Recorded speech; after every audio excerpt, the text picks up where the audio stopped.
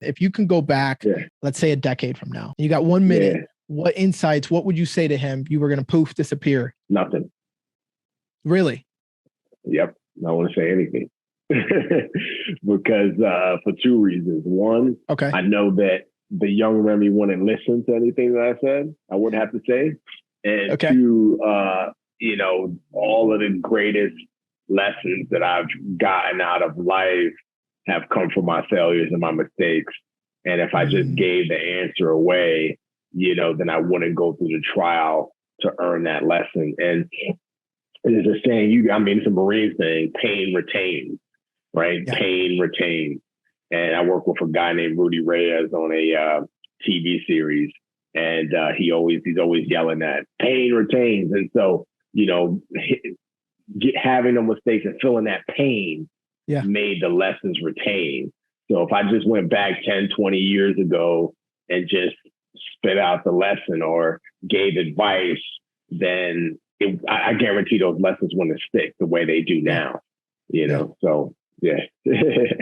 That's such a good point. And I'll tell you what, man, I know it absolutely does. I don't think I've had anybody here say that, first of all. Guys, you longtime listeners, correct me if I'm wrong, but I don't think anybody has answered that question like that. And you bring up a really good point. Whenever we are in a process, right? And this podcast, becoming men, right? So as we're growing and becoming, there's certain things that are just not going to show up unless you go through the journey, right? Not just like you can read a book and hit the download button and it's just inside of you. And if it is inside of you, sometimes it's just a mental awareness and not like a heart awareness. 100%. And a lot of it is osmosis. This is where the shirt that I have is, process greater than outcome. I have a apparel company called Kejo, and that's Yoruba as well, Kejo. But we try to put these motivational, educational, or inspirational quotes on our shirts and cool designs. And this one is that. It's the process, the journey is greater than the outcome, the destination. You know what I mean? Because it's through the process that you have these experiences, you meet people, you fail, you fall down, you get back up again. Certain things happen that just become a part of your DNA and nature, sometimes without you even realizing it, like osmosis, it just becomes a part of you. So it's that process, it's that journey. And that process and that journey, and that's why I wouldn't give myself an answer. I want to go back in 20 years and give myself advice or guidance, because if I did, then the past me would miss out on the process that it took to get to that lesson. And that process is valuable. Like you hear stories of people who want to, be a billionaire, or they want to be, a doctor or whatever, or actor or whatever. And everybody so often focuses on that end result. And, and because they focus on that so much, the mindset begins to come about as it relates to, it doesn't take that long. Oh, I could just get it. I could just have it that fast because it's Instagram, because so many people, all they ever see, and when they see their idols, whether they're celebrities, doctors, whatever, they see the outcome, but they don't see the process. And then not seeing the process, it tricks them into believing that person didn't go through the process. And it's like, no, they went through the process, and you have to go through the process. And that's the problem with social media nowadays. I think that back when we were growing up, we didn't have social media. So we couldn't see all we had was music videos, so we could see a few rappers with, nice car and girls and all that kind of stuff. But we couldn't see all these different success stories and all these different facets from all these different realms. And because we couldn't see it, we kind of instinctively knew that we had to work towards getting to that point. But now, so many kids, they see all, Kim Kardashian, all these people on social media, all this stuff, and it's this like Instagram instant. It's like instant gratification. It's like they think that this stuff is going to come instantly, and they forsake the process. And when it doesn't come instantly, then they shut down, or they quit, or they gripe, or they moan, or they turn into a victim because it didn't come instantly. And it's not supposed to, because there's a process to everything, Yeah, exactly. And I think, man, that's why I love your book titled Transform, because there is a process that has to happen for you to be transformed into something? You know, I'm thinking, I mean, just thinking biblically, right? And I'm thinking, where do I see transform? And it sticks out in Romans 12, right? Where it's like, you got to be transformed, right? By the renewing of your mind. And I'm thinking like, what actually has to happen there? And specifically in that Bible verse, right? In Romans 12:3, 12:2, 12:3, it uses the word metamorphoso, right? If I'm correct me if I'm wrong there, guys. Sorry, I'm not getting it right. But it's the same word that we use for metamorphosis, which is like, hey, let's equate that to like a caterpillar turning into a completely different structure, right? DNA breaking down into something completely new and becoming a butterfly, right? 100%. And gosh, that process there. Yeah, you can't microwave that in 60 seconds. You can't like P90X that. You can't like download that. Yeah. 100%, brother. 100%. So I guess maybe we can get into a little bit of what were you transformed from, right? And I think you would even say you're still transforming, right? You're still changing and you're still becoming. Yeah, I think we always, we until the day we die, we always are, whether we like it or not. And we're either transforming for the better or we're transforming for the worse. And sometimes the transformational, we have these moments in our transformational stories that are, incremental. So it's periods of time that's incremental. Then you have some where you just get punched in the face and it's just something where it's an extreme change or an extreme transformation in your life. So as far as me, like I'm always seeking to become a better husband, a better father, a better man, to conform to the image of Christ, which is ongoing until the day that we die. And in that, for me, the carrot in that are the challenges, right? It's like, if you're not, like what drives my transformation for the most part are the challenges, right? And so, for example, case in point, like wanting to leave the Bronx and then getting into the Navy and wanting to become a Navy SEAL. The challenge, the carrot was SEAL, but there was a lot of things that I had to transform within me, and not just within me, but externally, in order for me to reach that ultimate transformation, that challenge, that carrot, right? I had to learn how to swim. I had to put on weight and gain muscle. I had to study my ASVAB book in order to get the academic. I had to broaden my horizons academically. I had to change my attitude so that I would get the proper eval to be able to get into SEAL training, for my command to let me go to SEAL training. So the challenge often drives the transformation. Right. And so even right now, fast forward to now, and it's so crazy because this morning I was literally thinking to myself, I was like, I'm blessed. I have my, you already mentioned my book Transform. I have a new book series coming out, a fiction thriller series coming out called Chameleon Black Box. I have, a movie coming out next year that I shot last year that I'm starring out with another actor. I have a big TV show that I'm in now that's going to come out next year. I got, I just got hired to produce and this other film, and I got all of these good things going on where if I just sat with those good things, I wouldn't have that challenge to further conform me. And so I was literally thinking this morning, why are you pursuing this specific challenge? Because there's a challenge that I've been pursuing for the last 2 years. Yeah. And that's being a writer-director.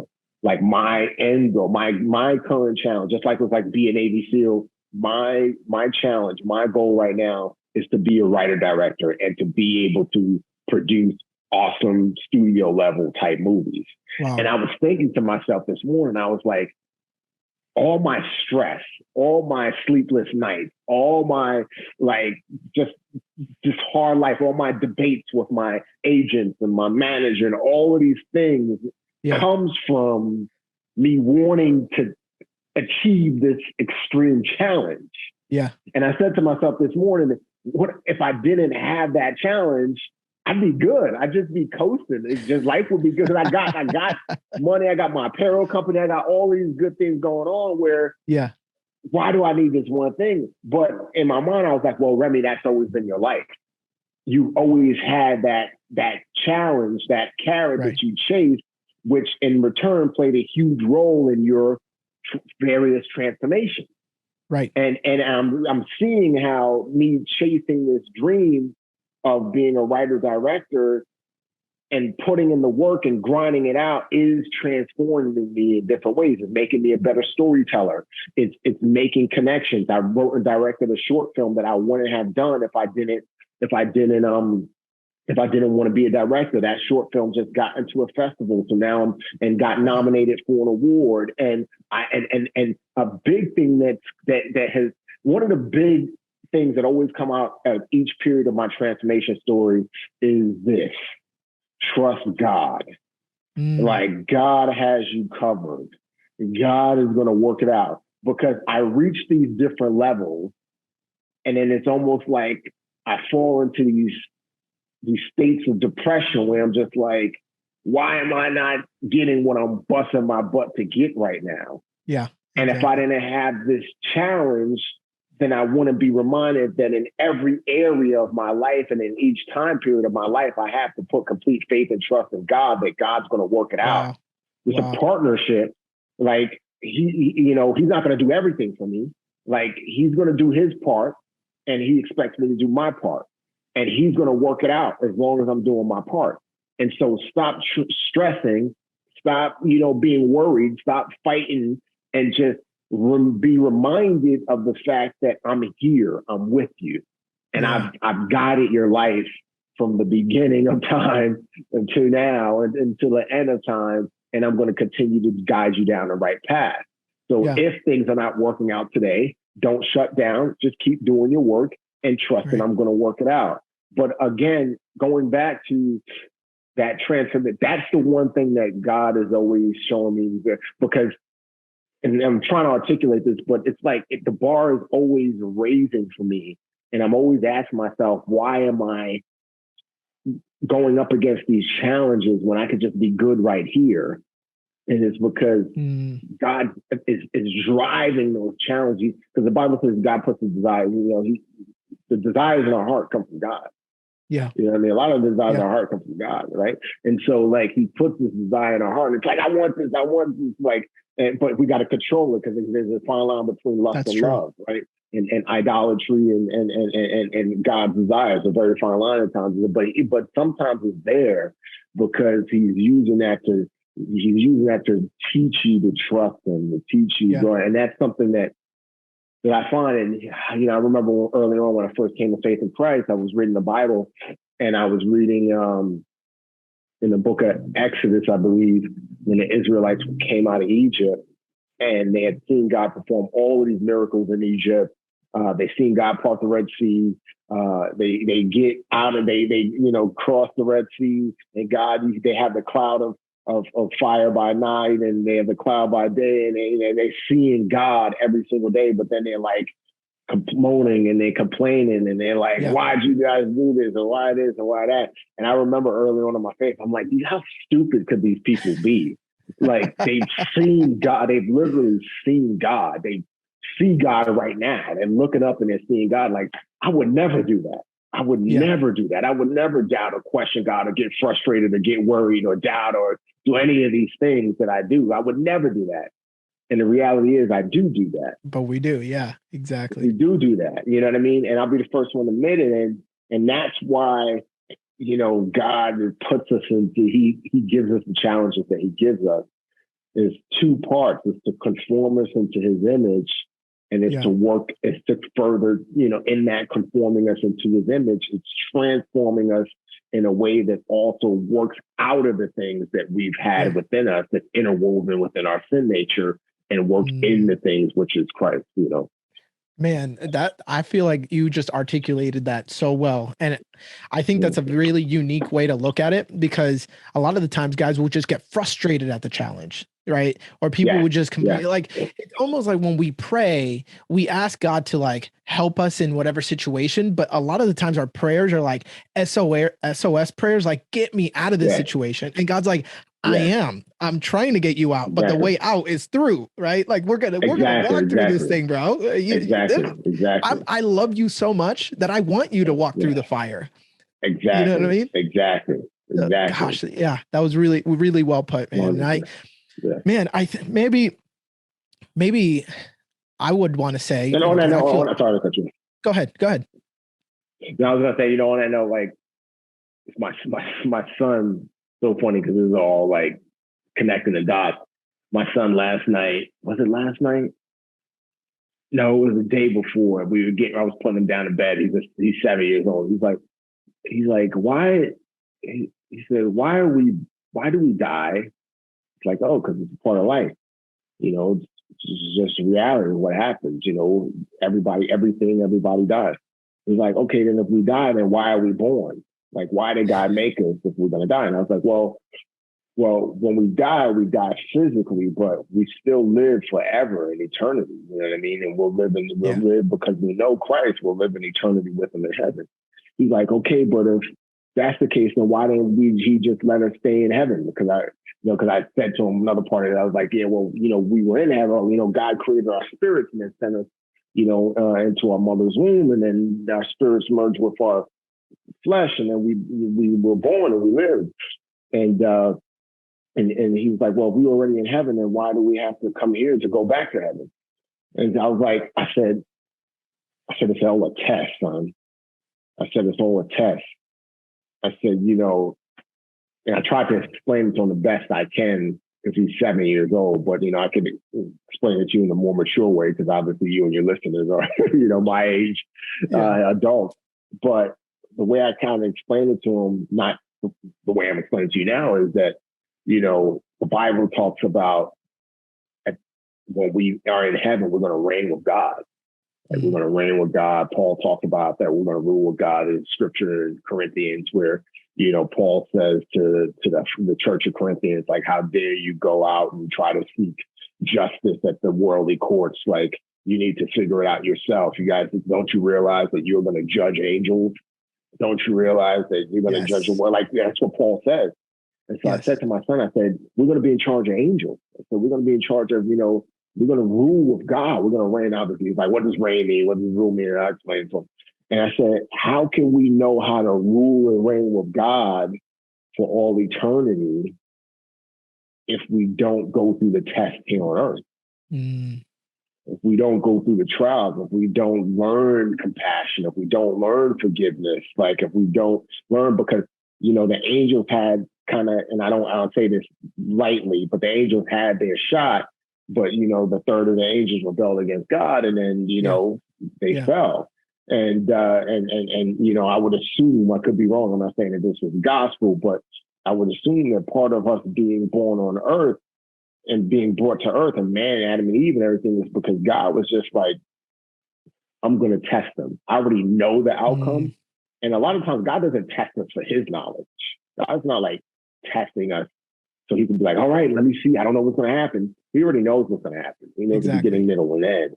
He's testing us for us so that we can know I passed the test. I am a child of God. I can forgive. I can, be compassionate. I can, judge righteously. I can do all of these things so that way we reign with him. You know what I mean? And so I forgot how I got on that topic. You brought up something, but essentially, like, life is the ultimate transformation, and that's why we're going through the process is being conformed to the image of Christ, because at the end of the day, like, Christ stands at the right hand of the Father. And if we're going to be ruling with Christ and the Father and reigning with him for eternity, which is something that the modern human mind the human mind in general can't even fathom and grasp, right? Then we got to be tested and go through these trials here on earth and go through the fire, go through, illnesses and learning how to trust God and trust his word and all of these different things. That's right. Not sure if that makes sense, but no, it absolutely does, man. And I think we maybe undersell and don't give enough weight to how much of the physical has to do with the spiritual or has to do with the eternal, right? So like, for example, I feel like you are so in tune with this because so much of your life was legit physical testing, right? Like or so much, I mean, especially your military career, right? So much of it was you being tested over and over and over again. In some of those places, man, some of the places that, some of the world's strongest men can't even make it through. And you show up there and you're like, no, there's something in me, right? That if I just continue to pursue and abide, I will continue to make it through. And I mean, you have the added benefit of like, it's not like you have, if you're going through buds that you have like water wings, like, no, you have like the eternal God on your side, right? Like it's the equivalent. Exactly.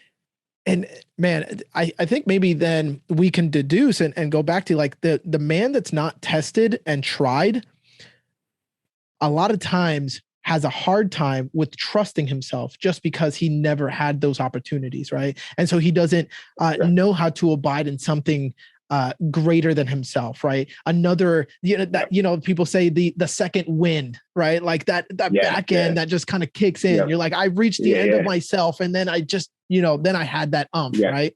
What are your thoughts? 100%. No, 1000%. It's like I call it reference point. Like I call it reference points. It's like, I did a post today with my daughter. I'm not sure if you saw it. I put a post on Instagram. My daughter, she, ever since she was able to walk, we have a playground in our backyard. We have this slide, this yellow slide. It's really slippery. And she's always tried to walk up the slide. Yeah. Right. And she's just now able to do it because part of it is she has to hold on both sides, and pull, and her arm, and if she slips down a little bit, she would always fall down on her belly and slide back down, but she never stopped doing it.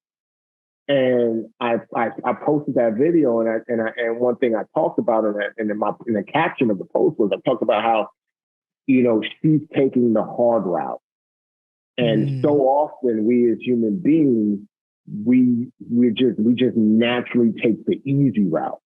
Yeah. Right. And I say there's no problem with taking the easy route, but if we take the easy route all the time, when the hard route comes up and that's the only option, we will either quit or we'll try to avoid it, or we'll just shut down in the face of it. Yeah. Why? Because we're so used to taking the easy path. Yeah. And so what I went on to say further after that, I was like, it's important that we condition ourselves for the hard path. And we don't have to do it every day, but you could do it from time to time. And some of the examples that I gave was, I was like, if you have a paper due to your professor in 2 weeks, try to do it in 2 days, because you're conditioning yourself. Yeah. So when that situation comes, when you have to get like a big project done in 2 days, you have a reference point. Hey, I've already done this in 2 days before. I did this 2-week project in 2 days before. I know I could do this. And, I gave some other examples, like if it's hard for you to wake up early in the morning, get up, take 2 days out of the week and just say, you know what? I'm going to wake up at 4 in the morning and I'm going to go work out. Dead tired. I'm just going to go do it. Even if it's just like I'm on a treadmill or whatever I'm doing, just doing light work, I'm going to do something. And what you're doing is you're conditioning yourself and you're creating a reference point so that when you have no choice because you got 3 kids or 4 kids or whatever, and the only time you can work out is at 4 in the morning, you're not like, you can't do it. You have a reference point because you have done it. The last example that I gave, and then I'll bring up here, is because this is what helped me is prepare for SEAL training, was get on a treadmill, put the treadmill on 9.3 miles per hour or 9.6 miles per hour, whatever is challenging to you, and do that for 4 miles. Your hands can't touch the handlebars. Oof. Do that for 4 miles. Yeah. You can't touch the handlebars. You can't touch the butt. And when I was training for SEAL training, I never trained running outside. I always trained on the treadmill. And the reason why I trained on the treadmill is because when you run outside, as your body gets tired, you just naturally slow down. Right.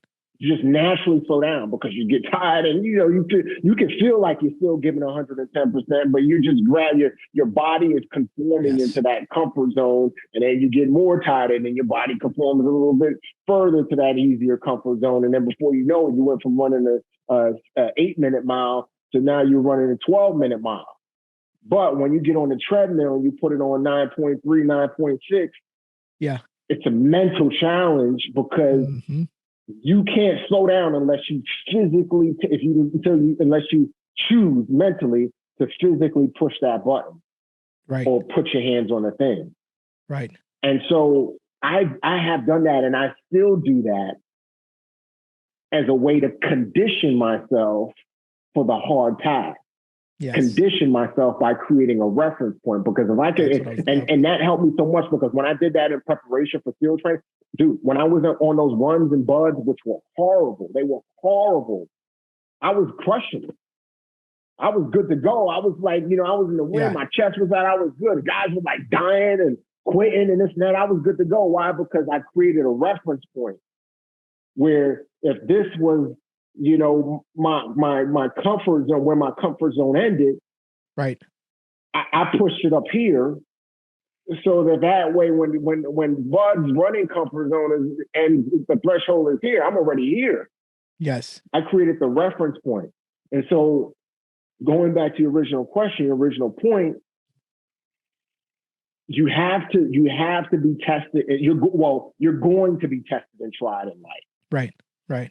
You can't run from those tests and those trials, but it's those tests and those trials that make you a greater man, make you a greater woman, make you a greater asset to society, especially when you know how to handle them. And I don't mean just like handle them in the sense of get through them, because there's a difference between surviving something, just barely surviving something, but then getting to the end and being able to still mentally handle it and keep yourself, have humility, have cognitive stability, and be able to keep your wits about yourself, right? Yes. And so those tests are important. I think so many men today and people in general today, they are put in positions to be tested, but they avoid them and avoid them and avoid them, and then they find themselves in a situation where they can't avoid them, and then they shut down. And I think that's where a lot of suicide comes from.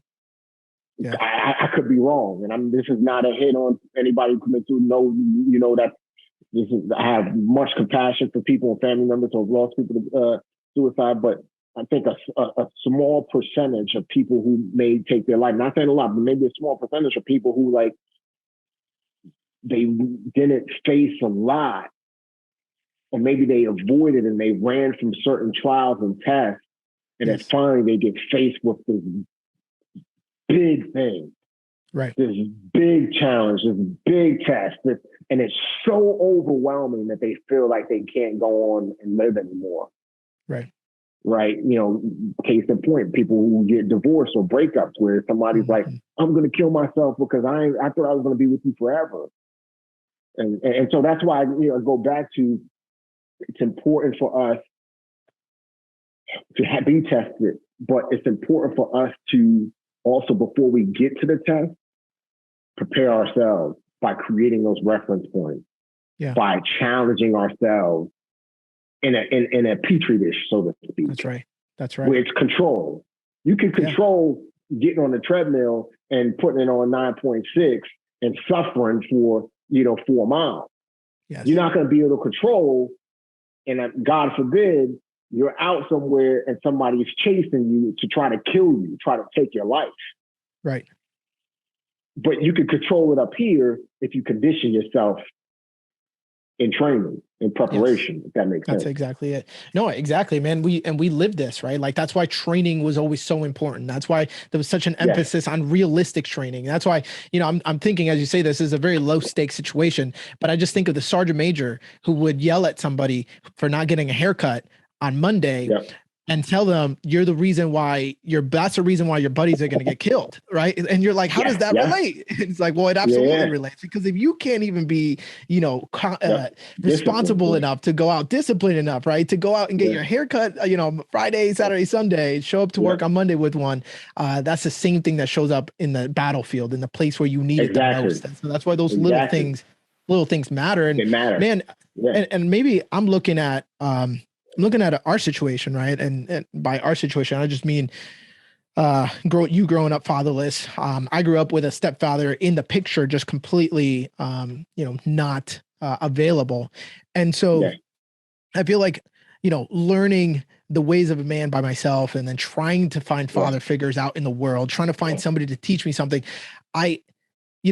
I'm in search of, how do I do life? How do I do these things? I think a lot of guys are like, how do I do these things? And so it is the job of a man to impart onto another man how to go through difficulties, how to be part of that petri dish, right? How to create the condition where it's just hard enough for you to build that confidence, right? Exactly. So not having that, I could speak on, what it did for me, but I want to hear from you. Not having that, how do you feel like that affected you? How do you feel like you coped with it? And what are you doing today to be able to provide that for your own kids? Yeah. So not having a father, how did that affect me as growing up? Well, and this is in the context of getting that training, right? Exactly. Exactly. So somebody who's there, right, in your corner, just challenging you, saying like, no, challenging. That's right. You can swim across this pool, right? Like, I'm there with my 7-year-old. He's scared, but I'm like, son, I know you can make it. Do it. Let's go. I got you, right? I'm right there, right? It's a safe environment, but I'm going to push him past his comfort zone because I want him to. You get what I'm saying? Yeah, 100%. Now, dude, got it. Yeah, my mom. I would just say my mom. My mom is the woman. I mean, she's 70 years old and she looks like she's 40 because she works out multiple times a day. She actually just started a business where she trains elderly people. She eats super healthy. She's like a machine, but she was always that way. Yeah. And, my mom, when my dad died, my mom modeled perseverance. She would work multiple jobs. She would stay up late. She would, on top of sending us to school, she would homeschool us because she didn't want us to be a statistic. And my mom just modeled perseverance, hard work, enduring the pain, where a lot of it just rubbed off on me through osmosis, kind of like what I mentioned to you earlier about certain things doing that to me now. And my mom demanded perfection from my brother and I. Like, she would, case in point, she would make my brother and I read New York Times articles. Yeah. And then write reports. You know this from my book. And if the report wasn't near perfect, she would make us pick a new article and start again. And we hated her for it. And she didn't give any reprieve. She didn't say, oh, I see you guys crying and man, maybe you could do it another. She was like, no, do it again. No, do it again. And she would do that with everything, whether it was cleaning the house, washing the dishes, drying the dishes. She would watch after we were because like one day would be my turn to wash the dishes and my brother's turn to dry. One day, and then vice versa the next day. And if the dishes weren't washed perfectly, she would take them all out and make us wash and dry them again.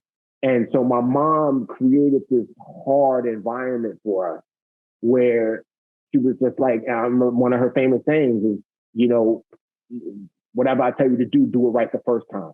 Do it right. Like I heard her say that at least 1 billion times growing up. Do it right the first time. I said do it right the first time. And so that was something that just stuck with me.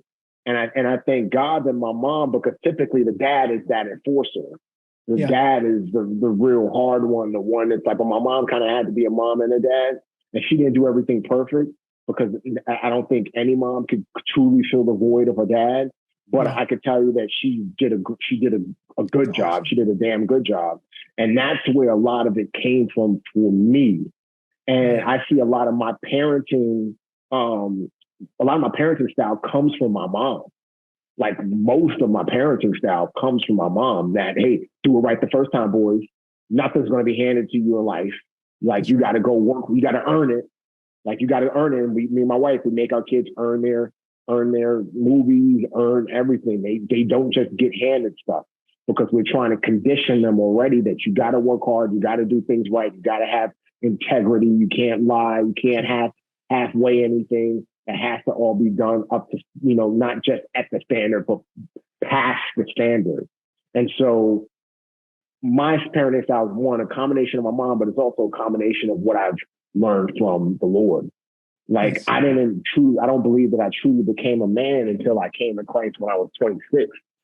Because yes, I was a SEAL. Yes, I, had the physicality and the strength and the mental toughness, but I didn't have the honorable traits of what it meant to be a man.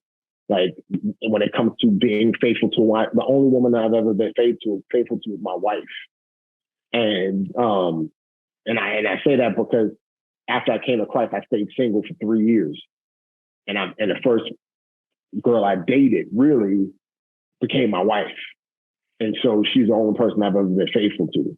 Before I came to Christ, I was sleeping around all the different women. And so it took God coming into my life to really teach me how to love, the difference between love and lust.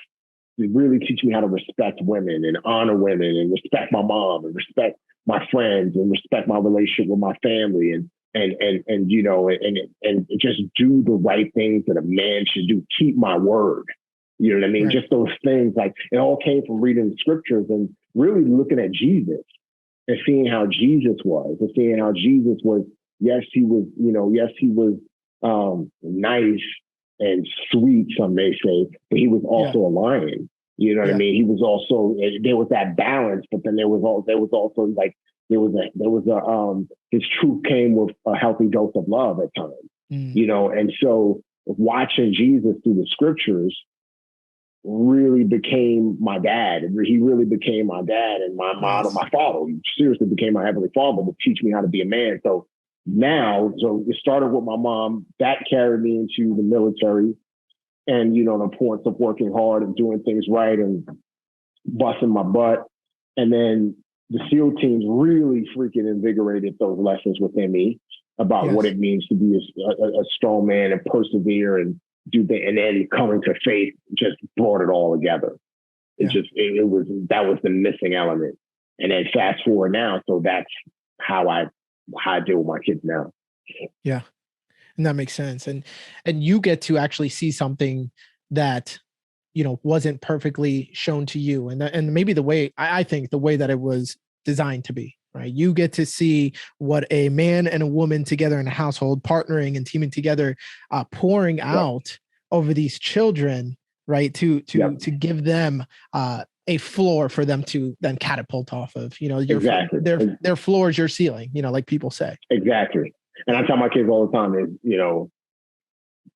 my goal with you as your father is for my sons and my daughter, is for you to be a better man than I could ever be, period. And for my daughter, for you to be a better woman than my wife could ever be.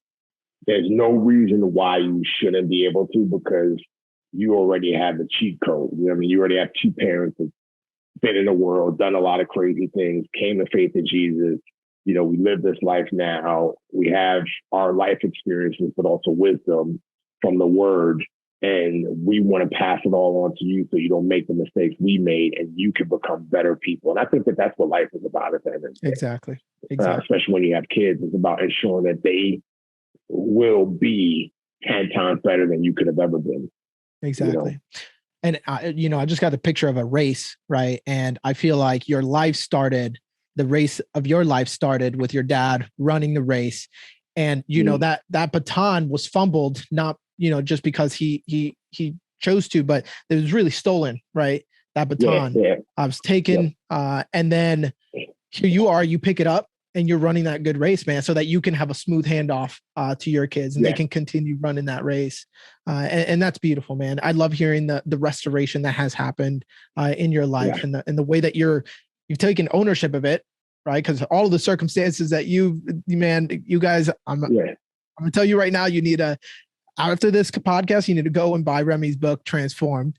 But just hearing all the things you've gone through, man, like there were 101 reasons why you could have said, I'm just going to stop and become part of the statistic. But maybe it was your mom at your shoulder, telling you like, boy, you are not going to be a statistic, and you're going to keep going. And it's awesome to see. And so really, you got a lot going on right now. You mentioned a few of those things. You got you said a book series. I saw on Instagram that I think you just finished like the last few bits of that book. Am I right? Yeah. I just finished book 1. So it's a 3-book series. And I just finished book 1, turned it into the publisher. So that's going to be a really cool espionage series, Black protagonist. Which is all grounded in reality, super cool stuff called Black Box Chameleon. That's going to be coming out next year. And I'm super excited about that book, man. That's fantastic. So tight. Yeah. Man, that's awesome to hear. So, I mean, and you're also working on the other creative side, not just writing, but like there's also are you involved in some acting as well? Yeah. So I got a film that I acted. Well, I got two projects out that came out this year. Ambulance, I was in that. That came out in February. I was a terminalist, 2 episodes of that came out in July. I got a movie with Lionsgate called The Plane that I'm starring in opposite Gerard Butler and Mike Coulter. That comes out in January. And then, as far as behind the camera, I wrote and directed my first short film, which is a 32-minute film on human trafficking. That's in the festival circuit right now. It just got nominated for an award. I'm working on getting the feature version of that, commissioned and knocked out.